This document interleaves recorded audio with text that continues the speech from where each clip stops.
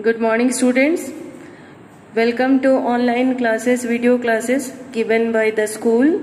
I, Mrs. Smita Das.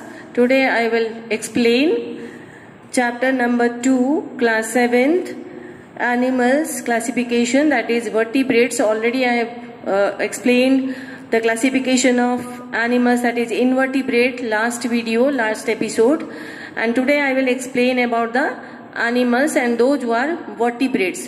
Vertebrates means those who are having vertebral column, that is backbone.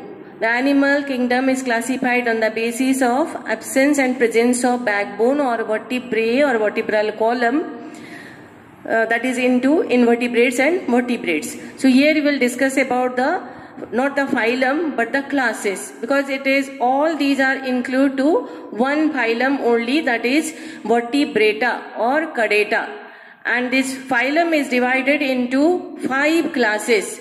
First one is Pisces, second one is amphibians, third class is reptilia, fourth class is apes, and last one is mammals.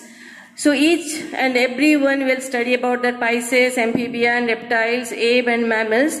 All of these are. And the general characteristics, these animals of this group are with the vertebral column or backbone. These are strong but flexible structures support the body, and body is having some cavities. Just like us, we are having cranial cavity, that is the brain box. And this brain box is helping the brain for protection, and like this way we are having abdominal cavity, that is the lower abdomen, and inside that our kidney is protected and our stomach is protected, and thoracic cavity, that is the chest cavity, protection for heart and lungs. So all these are protected by this bony structure, or it is called as endoskeleton. And the limbs are also joined with, because higher animals, these are coming under the higher animals, they are having the joints. Let me say you what is joint, where two bones meet or join, or that is helping for locomotion. This is called as joint. And one more point is that nervous system is well developed. Nervous system means brain and spinal cord, that is well developed. So one by one we'll study about. First class is Pisces or fish.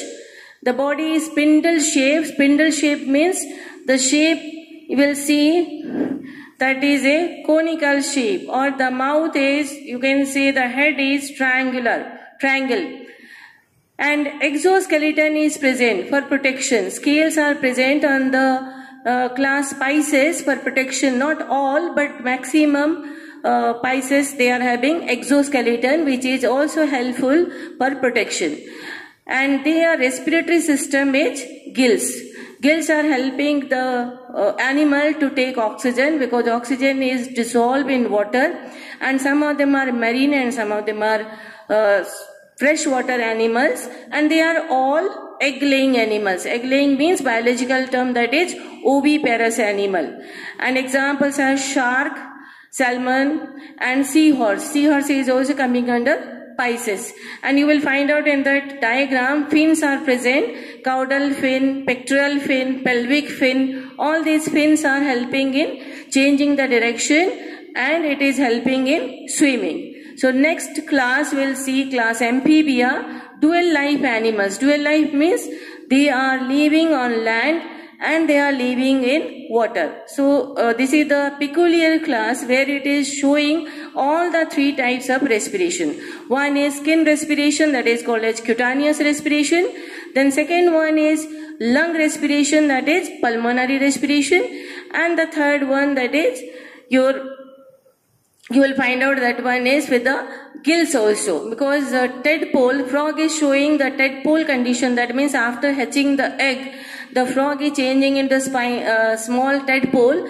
That time it is just behaving like fish and is having gill respiration. And due to the double habitat, that means the place where it is living, these animals are called as amphibians, or the lifestyle is called as amphibious. They can survive in water, as well as they are surviving on land, terrestrial. That means the frog is going to the water to lay eggs. That time, after hatching, it is changing into the tadpole, and that time it is taking the oxygen through gills. And when the adult frog that is staying on the land, that time it is using the lungs for respiration. And frogs are showing the hibernation also, because the climatic condition is too high or too low. That time they are showing hibernation and estivation. These are the two terms. Hibernation means winter sleep and the estivation means summer sleep. So that time they are using the skin for respiration. Their skin and mouth that is slimy, and they are also oviparous animal, or they are laying eggs. Frog, toad, salamander, all these are examples of amphibians. Next group is coming under reptilia or reptiles, creeping animals. Especially these animals are having hard, scaly structure on their body, outer covering, and they are just crawling and wriggling. And snake is the reptile which is limbless. That means it has no limbs, 4 limbs and hind limbs. These are all terrestrial habitat. Body is covered by waterproof exoskeleton. Exoskeleton I already explained. Exoskeleton means outer body covering is made up of scales or large shield plates. They are called as exo. Exo means outer skeleton, which is for protection. And these are generally oviparous animal. They are also laying eggs, and they are eggs are after hatching, but crocodile is having the different process. Frog is going into water and laying eggs, but crocodile is coming out of the water and laying eggs. Examples are lizards.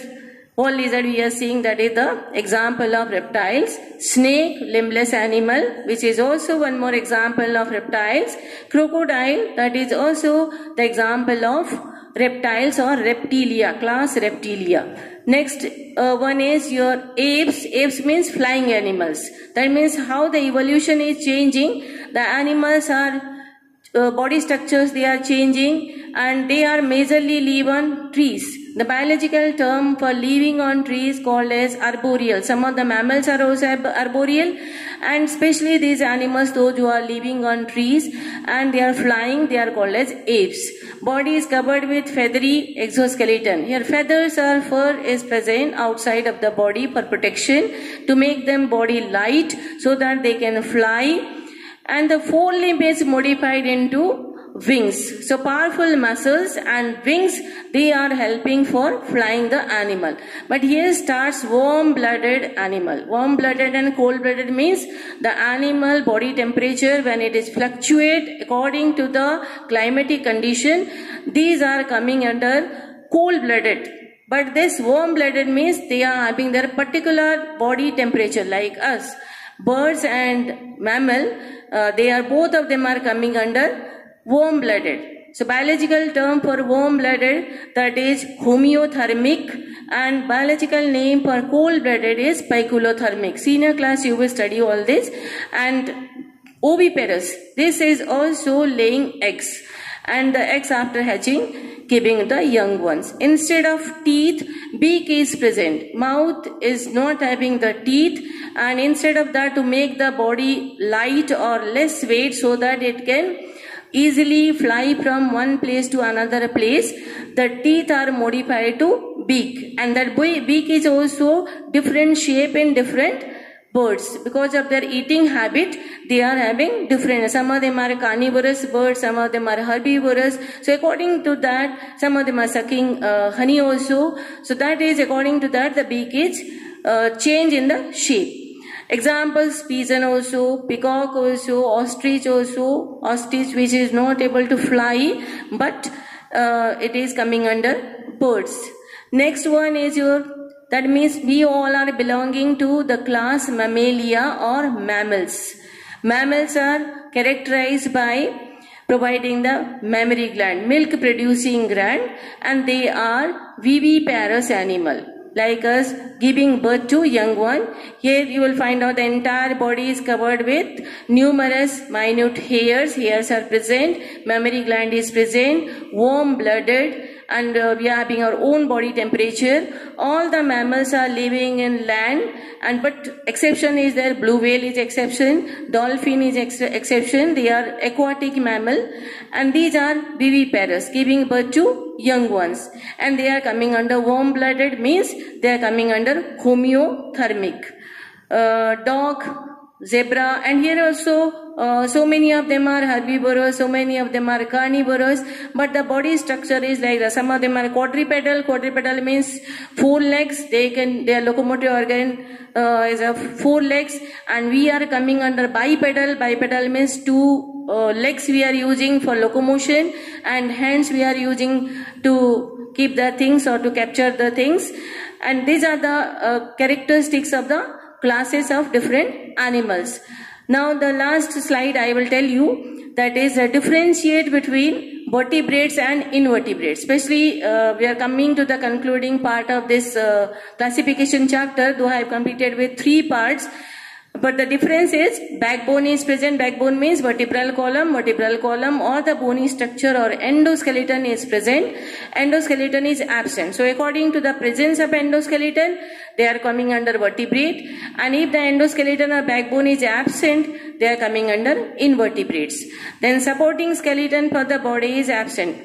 And here you will find out the exoskeleton is present. Exo means outer, some cases, not the all. And vertebral, they are having prominent, that is your supporting system. That means scales are present, you can say honey plates are present. Then setae. Setae is the locomotory organ of earthworm. That is hair-like structure, or you can say these are the fiber-like structure. Body surface, that is for locomotion. So locomotory organ is cilia, setae, and pseudopodia. All these are the locomotory organ of invertebrates. But limbs are the locomotory organ of vertebrates. That may be 4 limbs, that may be 2 limbs, or that they may be bipedal or quadrupedal. Then the tail is absent. Invertebrate tail is absent, and vertebrate tail is present. And we are the tail vertebra, but tail vertebra is inside our body. Still we are having the without tail, but tail vertebrae is present. Our body is made up of the vertebral column, which is 33 bones, and the tail vertebrae is still present in our body. So we are coming under that this tail is present in vertebrate. So this is more about the classification of vertebrates, and this is the end of this chapter. Thank you and be safe.